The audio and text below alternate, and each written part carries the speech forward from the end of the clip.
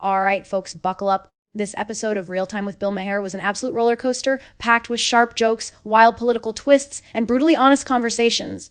If you missed it, or just want to relive the highlights and unpack the ending, you're in the right place. Rainy Los Angeles couldn't stop the energy tonight, and Maher kicks things off with his usual blend of biting humor and world-weary wisdom, ready to break down what happened, what it means, and why this episode might just haunt the headlines for weeks. Let's dive in. The stage is set as Bill walks out to energetic applause, poking fun at how Angelenos obsess over hydration but panic when actual water falls from the sky. Immediately, we're thrown into the week's political chaos. The government shutdown is finally over, but Maher's not buying any sense of relief. Flights got canceled, the poor got hungrier, and according to Bill, the only thing anyone truly cares about is diving right back into the juicy business, the endless flood of Jeffrey Epstein emails, and boy, does he take aim. Both parties are knee-deep in a seemingly never-ending exchange of damaging emails trying to outleak each other and drag names through the mud. It's a circus Della's Democrats circulate emails aimed at tarnishing Trump, while Republicans toss their own stack of emails back, all centered around Epstein. Bill riffs on the absurdity, imagining everyone in government swamped by boxes of Epstein files, and jokes that even AI is getting roped in to count how many times Trump is mentioned. Over 500 apparently, but he notes even more bizarre is the lack of any direct emails about actual sex trafficking operations. Did Epstein run this whole thing entirely in his head, or is the documentation suspiciously absent?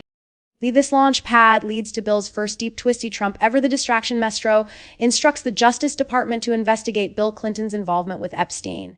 Maher marvels at Trump's audacity, using the Epstein files to distract from the Epstein scandal itself. Meanwhile, Trump's battling his own approval nosedive due to the shutdown in the economy. Bill jokes about rising prices and the real cost of produce, with his signature off, the cuff wit even slipping in a cheeky quip about how expensive cucumbers are pushing married women to their husbands. But the real heart of tonight's episode is the discussion with Scott Galloway, an NYU professor and author who's made a career dissecting the crisis of men in America.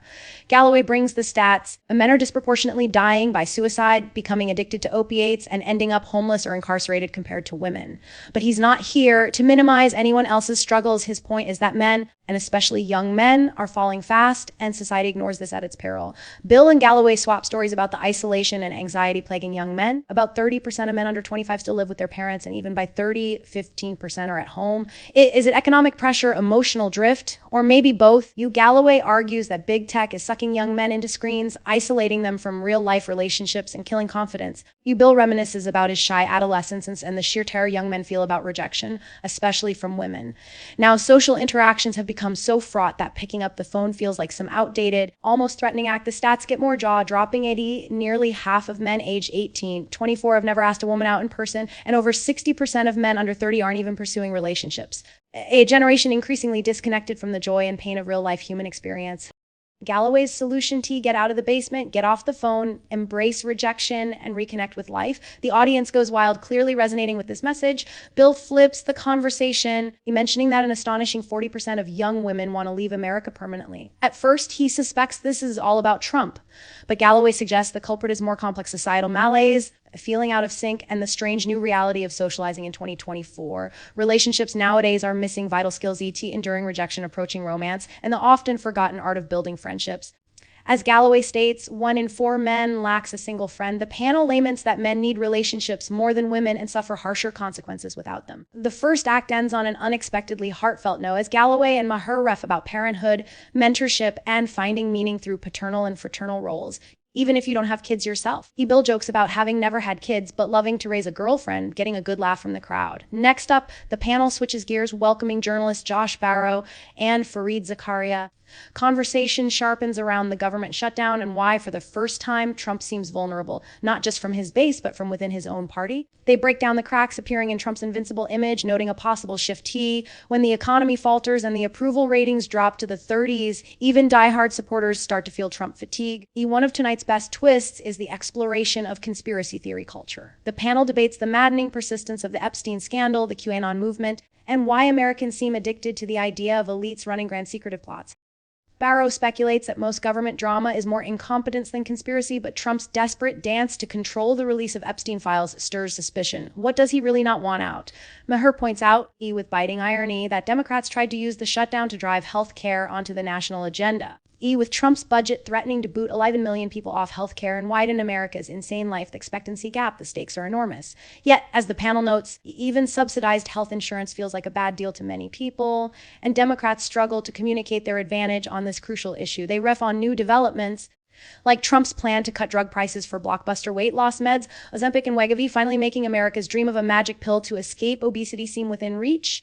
But side effects and insurance complications abound, and the panel weighs the potential for these drugs to reshape the whole healthcare landscape. The show's energy lurches one more time as Maher launches into his infamous New Rules segment. Here, the humor comes fast and irreverent. If a guy falls into the Grand Canyon, it's hard to miss that big hole.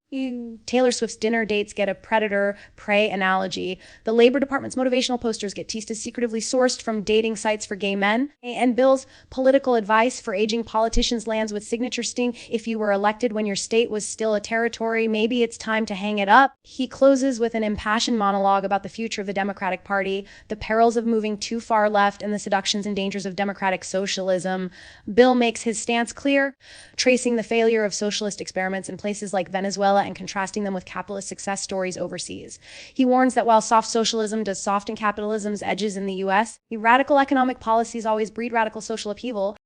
The punchline, most Americans just want something normal, not extreme, from either side. As the credits roll, Maher thanks his guests, encourages viewers to check out his podcast, and wraps another charged, a thought-provoking episode. So there you have it, government drama, corruption, generational malaise, and the ever-blurring boundary between political reality and farce. Bill Maher serves it all up with razor wit and surprising heart, leaving us thinking about where America is headed, who'll lead the way, and what normal even means anymore.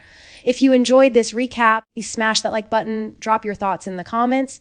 Did Maher and the panel hit the mark or miss the point? Share this video if you think your friends need a dose of truth, and be sure to subscribe so you never miss our in-depth breakdowns of the biggest conversations on TV. See you next week for more real-time drama.